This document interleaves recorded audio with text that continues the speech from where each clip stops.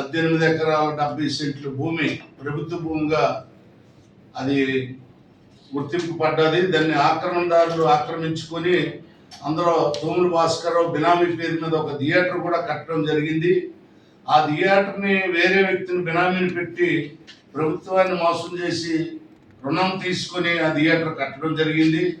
అలాగే థియేటర్ని కూల్చేసి గవర్నమెంట్ని hand over చేసుకోమని చెప్పి మేము డీటెయిల్డ్గా కలెక్టర్ గారికి, ఆర్డీఓ గారికి, ముఖ్యమంత్రికి, డిప్యూటీ సీఎం గారికి, చీఫ్ సెక్రటరీకి, ఉన్నతాధికారులకు ఒక 89 మేము డీటెయిల్డ్గా రిపోర్ట్ పంపించాం.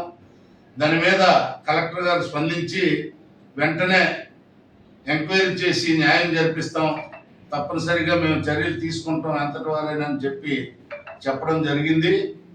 దాని మీద పత్రికల్లో అందరూ కూడా ప్రింట్ మీడియా, ఎలక్ట్రానిక్ మీడియా కూడా సహకరించి వార్తలు రాయడం వల్ల అధికారులు కూడా స్పందించి దాన్ని ఒక అడుగు ముందుకేయడానికి ఎంక్వైరీ జరిపించి దోషుల మీద శిక్షించాలనే ఒక ఆలోచనతో ఉన్నతాధికారులు ముందుకొచ్చారు. అది సుమారుగా 100 కోట్లు విలువైనటువంటి భూమి. అది ఎకరా 10 లక్షలు ఆ రేటు, అక్కడ 10 నుండి 20 లక్షల దాకా కూడా ఉంది రేటు. అలాగే అది 18 దాకా ఒక చెరువుని కబ్జా చేసి దాన్ని ఆనుకొని ఉంది. దాని చుట్టూ భారీ కూడా కట్టారు. అసలు భారీ కూడా కట్టడానికి కూడా మున్సిపల్ అధికారులతో అది పర్మిషన్ పొందాలి, లెటర్ పెట్టాలా, వాళ్ళు పర్మిషన్ ఇచ్చిన తర్వాత ఆ గోడ కట్టాలి. ఆ గోడ అలాగే అనాథరైజ్డ్గా కట్టారు. అనాథరైజ్డ్గా గవర్నమెంట్ స్థలం ఆక్రమించుకొని ప్రజలు ఇబ్బంది పట్టి 4 వీధుల్లో ఉన్నటువంటి రెల్లి, మాల, మాదిగ, బోయి కులాలకు సంబంధించినటువంటి 4 జాతులు శ్మశానానికి వెళ్ళవలసిన రూట్లు బంద్ చేసి ఆ శ్మశానం కనబడకుండా 10 అడుగులు గోడ కట్టించారు. అక్కడ శ్మశానం ఉందని తెలిస్తే రేపు మన బిజినెస్కి అంతరాయం కలుగుతుందనే ఉద్దేశంతో అది కనిపించకుండా 10 అడుగులు ఎత్తిన గోడ కట్టించారు. చుట్టూ రేకులతో షెడ్ కట్టారు. అది ఎంత ఇల్లీగల్ అంటే అప్పుడే చాలా మంది దగ్గర గజం 20,000, 25,000 అని చెప్పేసి కొన్ని లక్షలాది రూపాయలు కలెక్ట్ చేశారు. అది చాలా అన్యాయం. ఇప్పటికే వినియోగదారులు చాలా దగ్గర మోసపోతున్నారు. అలా మోసపోకుండా ఈ స్థలంలో వెంటనే చర్యలు తీసుకొని పరస్పరంగా అక్కడ మేము పెట్టింది వాస్తవమా అవాస్తవమా ఎంక్వైరీ జరిపించి అదే స్థలంలో ఎలక్ట్రానిక్ మీడియా, ప్రింట్ మీడియాని పిలిపించి వాస్తవ అవాస్తవాలు అనేవి వాళ్ళందరి ముందు తెలియపరచాలని అంబేద్కర్ పోరాట సమితిగా మేము డిమాండ్ చేస్తున్నాం. అలాగే మున్సిపల్ అధికారి, పర్యావరణ అధికారి సోమేశ్వరం అనే వ్యక్తి పర్యావరణ ఆయన ఇంజనీరు. అతను ఇంచుమించుగా 1000 లారీలు ఇల్లీగల్గా కాంక్రీట్ పోసి ఆ బందని కప్పి ఆ పొలాలని సదును చేశాడు.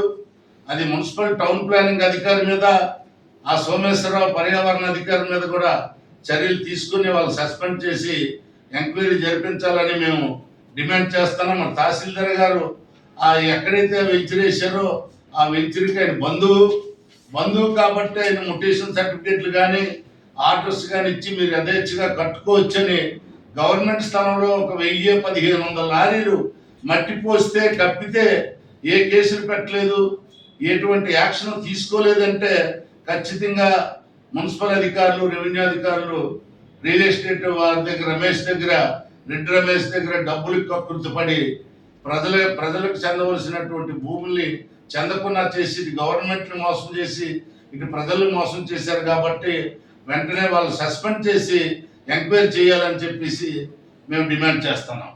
కానీ రికార్డు ప్రకారము 364 ఉంది.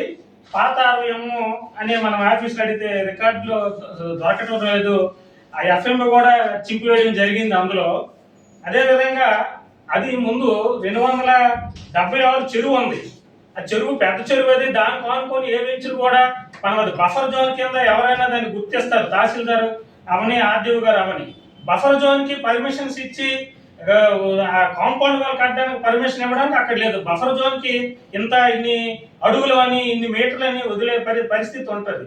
దాన్ని వీళ్ళు బుడాకు కూడా అప్లై చేయడం జరిగింది. కనీసం బుడా కూడా అధికారులు కూడా వెళ్ళి దాన్ని పరిశీలించి బుడాకి అప్రూవల్ ఇవ్వాల్సిన పరిస్థితి ఉంటుంది. కానీ వాళ్ళు కూడా వెళ్ళలేదు.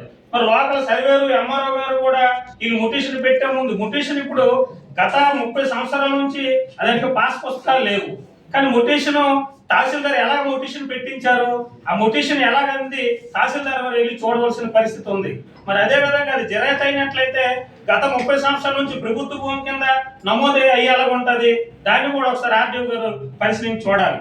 అది వాళ్ళన్ని ప్రకారం అయినట్లయితే అది 18 ఎకరాల 70 సెంట్లు సుమారు.